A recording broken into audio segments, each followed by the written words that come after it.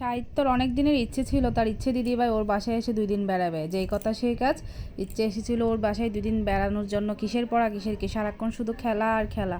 রাতের বেলা তিনজন বসে গেল কাঠ খেলতে, অনু। তারপর টায়ার্ড হয়ে তিনজন একসাথে ডিনারটাও সেরে নিল। আপনারা প্রতিদিন স্কুলের টাইমে শুধু সাহিত্যর মাকে দেখেন, আজকে সাহিত্য দিদিভাইকেও দেখে নেন। দুজনে মিলে যাচ্ছি সাহিত্যকে আনতে। প্রথমে শুধু ইচ্ছেকে নিয়ে বেরিয়েছিলাম, পরে রাস্তায় গিয়ে আবার বুলটির সাথেও দেখা হয়ে গেল, তাই সবাই একসাথে চলে গেলাম সাহিত্যকে আনার জন্য।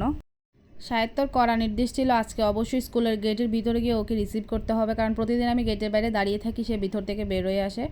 কিন্তু আজকে ওর কথা রাখতে ভিতরে ঢুকলাম, তারপর ওকে নিয়ে চলে যাচ্ছি। যেহেতু আমরা 3 জন এক রিক্সা দিয়ে যেতে পারবো না, তাই একটা অটো রিক্সা পেয়ে 3 জন একটা অটো রিক্সায় উঠে গেলাম। সাহিত্য সামনে বসলো, আমি আর ইচ্ছে পিছনে বসলাম। বাসায় আসার কিছুক্ষণ পরও টিচার আসলো, আর টিচারের জন্য এদিকে আমি মিষ্টি নিলাম নাস্তার জন্য।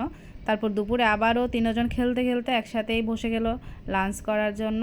খেলা শেষ করে এবার যেহেতু প্রচণ্ড গরম, এদিকে এসি অন করে ওরা প্রস্তুতি নিচ্ছে খেলার জন্য। তারপর বিকালের দিকে যেহেতু মঙ্গলবার, ইচ্ছেও চলে যাবে, 3 জনই ক্যারাটি শিখে, তাই 3 জনকে নিয়ে আমি ওইদিকে ক্যারাটি স্কুলে চলে যাচ্ছি। আর ওইদিকে স্কুলে আসবে ইচ্ছের মা, ক্লাস শেষে ইচ্ছেকে নিয়ে চলে যাবে ওদের বাসায়। তাই সবারই মনটা খুব খারাপ ছিল, ইচ্ছে চলে যাচ্ছে। টানা 2 দিন ধরে 3 জন একসাথেই ছিল, একসাথে খেললো, খেলাধুলা শেষ, এবার যাচ্ছে যার যার গন্তব্যস্থলে। যেহেতু স্কুল খোলা, না হয় আরও 2টা দিন রেখে দিতাম ওকে।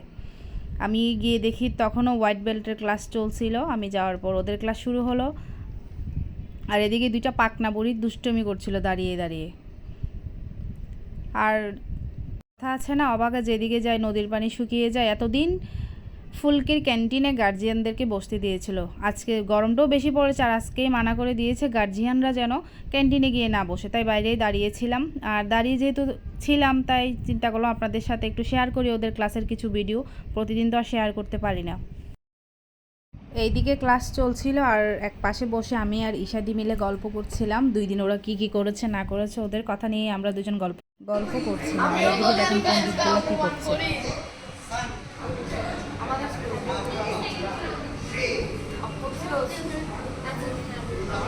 যে ইন্টার ব্লু বেল্টের ছেলেটাকে দেখলেন, ও হলো ফুলকির লিডার। খুবই দুষ্ট টাইপের একটা ছেলে, সবাইকে একদম ভয় দেখিয়ে এক করে রাখার। এদিকে সেন্সির কাজ দেখুন। অবশেষে ক্লাস শেষ, আমরা চলে যাব। এদিকে ইচ্ছে সাহিত্য কেউ কাউকে ছাড়ছে না। বিদায় মুহূর্তটা আসলে খুব কষ্টদায়ক, সেটা বরাবরই আমি বলে আসছি, সেটা যে কোনো বিদায়ের ক্ষেত্রে হোক। 3 জন একসাথে এতদিন ছিল, এখন ক্লাস শেষে 3 জন 3 দিকে চলে যাচ্ছে, তাই 3 জন একসাথে দাঁড়িয়েছিল ক্লাস শেষেও কিছুক্ষণ। এদিকে এবার রিক্সা নিয়ে নিলাম, ইচ্ছে থেকে ওরা বিদায় নিয়ে নিচ্ছে। ভিডিওটাও আজকের মতো এখানেই শেষ করছি। সবাই ভালো থাকবেন, সুস্থ থাকবেন এবং সাবধানে থাকবেন। আর আমার ব্লগটা কেমন হলো অবশ্যই কমেন্ট করে জানাবেন। ভালো লাগলে ছোট্ট করে একটা লাইক দিয়ে দিবেন। Thanks for watching. No more today. Tata.